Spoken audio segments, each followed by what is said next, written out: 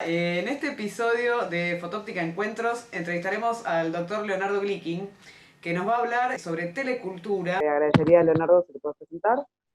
Bueno, soy Leonardo Glickin, abogado de origen, pero me dedico desde hace ya muchos años a la consultoría en temas de planificación del patrimonio, planificación de la sucesión en la empresa y en la familia, y en general a lo que actualmente se llama consultoría en empresas familiares. Soy autor de un libro que se llama Exiting, el arte de dejar la empresa sin dejar la vida, y actualmente me dedico a dar charlas, soy director del programa de empresas familiares en la Universidad Torcuato Di Tella, y por supuesto a trabajar con clientes que son empresas pymes, normalmente de familia o con la vocación de ser empresa de familia. Lo primero que te quiero preguntar es, ¿qué pensás que cambió en los comportamientos culturales del mundo entero dentro del contexto de lo que es el COVID-19, comparándolo con si esto hubiera sucedido en vez del año 2020 en otra época de la humanidad? Digamos que en el 2020 esto que estamos llamando la telecultura es posible justamente porque tenemos las herramientas tecnológicas, por ejemplo, para trabajar a distancia, para poder hacer compras a distancia, para que haya todo un sistema por el cual los productos que se compran lleguen a la casa, para poder tener, por ejemplo, películas a través de Netflix o música a través de Spotify, y en general una serie de avances del mundo digital que hacen que este aislamiento no se convierta en un aislamiento de la persona, en todo caso es un aislamiento físico, pero no es un aislamiento social, en el sentido de que hay redes sociales y hay diferentes formas de intercambio que en otros momentos, y me remonto simplemente en 1980 o hasta 1990, hubiera sido imposible. ¿Cuál es el concepto? Contanos un poquito más en qué se basa el concepto de telecultura como englobador de todas estas prácticas nuevas que estamos observando. Bueno, yo diría que es tan novedoso el concepto, yo diría el neologismo de telecultura, que si lo buscamos en Internet, la mayor parte de las entradas van a tener que ver con la cultura de la televisión. ¿Ah? Es decir, que la palabra que tiene que ver con tele es justamente la tele, la televisión. La telecultura va mucho más allá de eso. Es en general una nueva cultura, es decir, una nueva forma de comunicación, una nueva forma de relacionamiento, una nueva práctica social que se está instaurando en el mundo a partir de que las tecnologías permiten relacionarse de una manera diferente. Y entonces ya no es imprescindible tomarse un colectivo para ir a hacer una compra, ya no es imprescindible buscar un libro en la librería, ya no es imprescindible que el diálogo con un conjunto de amigos tenga que hacerse de manera presencial. Bueno, todo eso está generando cambios culturales muy significativos, cuyas características no vamos a terminar de cuantificar hasta que este proceso de emergencia haya finalizado y podamos ver, un poco como cuando se retira una ola, cuáles son las cosas que quedan después de todo esto. Pero en algún momento se me ocurrió, como título de un artículo sobre el tema, el triunfo de los millennials, porque en realidad desde hace muchos años los jóvenes nacidos a partir de 1980 planteaban en las empresas o en sus trabajos que había formas mucho más simples de hacer las cosas, que se podía tener cheque electrónico o hacer transferencias en lugar de ese cheque de papel que el proveedor tenía que ir a buscar y tenía que saber si el cheque estaba listo para ese día o no, que no era necesario hacer una cola en un banco porque todo esto se podía resolver a través de las máquinas que para una o dos generaciones anteriores eran como elementos monstruosos de alguna manera. Y así sucesivamente, una serie de cuestiones que quizás los jóvenes resuelven de una manera absolutamente natural y propia de su cultura y que los mayores lo hemos pensado históricamente de una forma diferente. Esto me recuerda cuando mi hija tenía 15 años y yo quería de alguna manera que se acostumbrara a las buenas lecturas, le propuse que me tradujera, ella manejaba muy bien el inglés, le propuse que me tradujera un libro de Stephen Covey llamado los 7 hábitos de los adolescentes altamente eficientes. La idea era que ella me lo tenía que traducir y yo le iba a pagar por esa traducción. Me llama a los 10 minutos y me dice, pa, mirá, ya encontré la versión de internet, ¿te la bajo? Digo, no, necesitamos una traducción firmada por vos. Muy bueno, es muy genial porque, bueno, ahí tenés al adolescente eficiente, por favor. Sí, exactamente. ¿Qué más? O sea, el mejor aprovechamiento del tiempo posible. ¿Qué pensás, cómo pensás que va a impactar la telecultura en el mundo laboral, en el mundo del trabajo? Una tendencia que ya existía se va a agudizar, que es la tendencia justamente a trabajar desde el hogar, a no tener que ir permanentemente a la empresa. Yo creo que por mucho tiempo se va a cuidar el tema del transporte para que no haya hacinamiento en los medios de transporte. Probablemente se va a trabajar profundamente en el tema de los horarios pico.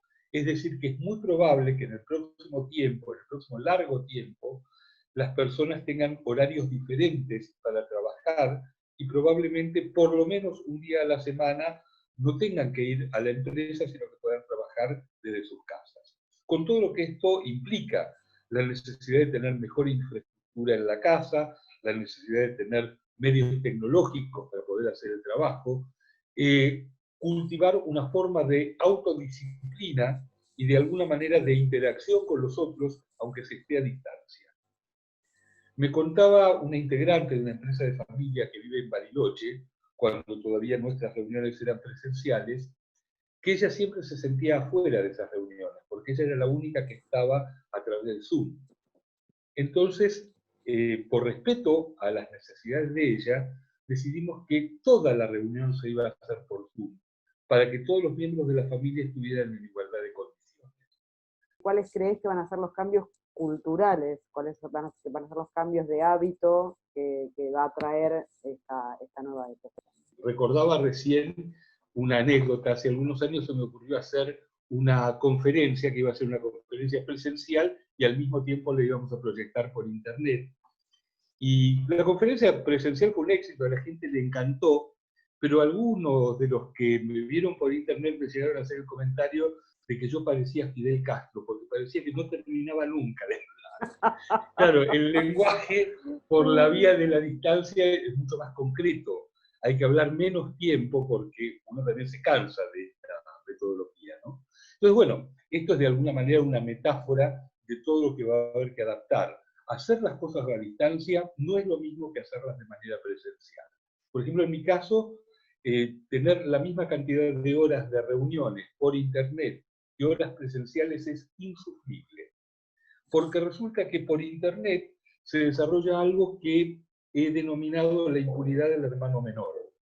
O sea, en una reunión de un grupo familiar, de pronto algunos no se animan a decir las cosas que sí se animan a decir a través de internet.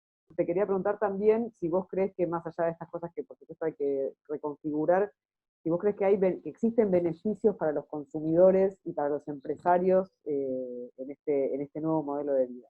A partir del sistema de elección de productos, por ejemplo, a través de las plataformas de internet, es mucho más fácil encontrar los precios más convenientes o la calidad más conveniente. Se puede hacer una búsqueda más técnica, menos instintiva de alguna manera en las decisiones de compra. Y por parte de los empresarios implica quizás la posibilidad de llegar a mercados más amplios, pero al mismo tiempo una condición de eficiencia y una condición de exactitud en cuanto a lo que es la oferta que se entrega, que probablemente en el mundo presencial no existía de la misma manera. Es decir, claramente implica un cambio de código para todos. Un cambio de y de alguna manera, también. Este tiempo de aislamiento también nos da una pauta de cuánto consumo inútil solíamos cultivar y cuántas cosas pueden seguir su rumbo sin que nosotros necesitemos de ellas. Entonces, muy probablemente va a haber un achatamiento del consumo, esto no solamente por razones económicas, no solamente por la crisis que lamentablemente nos afecta a todos, sino también porque es probable que haya una conciencia social de que una parte significativa del consumo no responde a necesidades reales. Es revolucionario en términos del funcionamiento del capitalismo, de algún modo. Sí, absolutamente. Esto nos lleva, sin duda, a un cambio de valores o probablemente a un replanteo de los valores en función de los cuales funcionamos.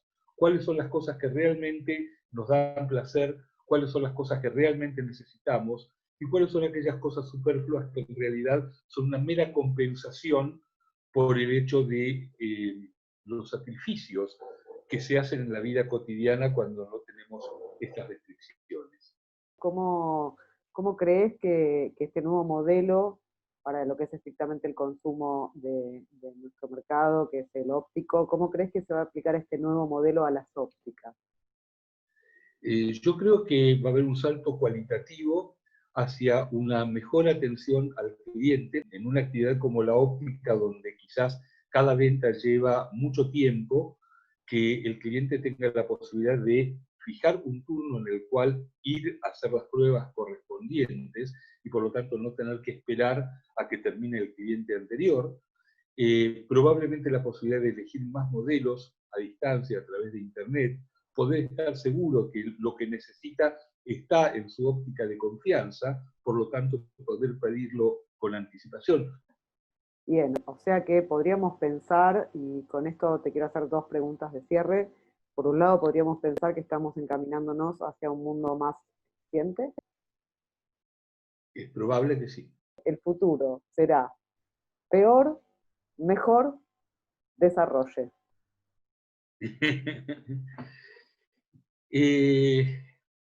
¿Será mejor o peor en relación a qué o en relación a quiénes?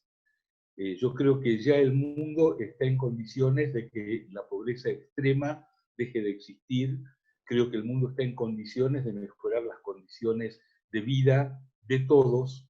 Está en condiciones de que las sociedades sean económicamente y políticamente más democráticas. El asunto es si ese salto que tecnológicamente se puede hacer, las sociedades están dispuestas a hacerlo. Entonces depende de la respuesta a esa pregunta si el mundo va a ser mejor o peor. Bueno, Leo, te agradezco mucho por tus palabras, por tus conceptos. Esta ha sido una nueva función de Encuentros con Fotóptica y ha sido un placer recibirte aquí. Así que muchas gracias y esperamos verte pronto del modo que el mundo nos permita. Bueno, muchas gracias, Daniela.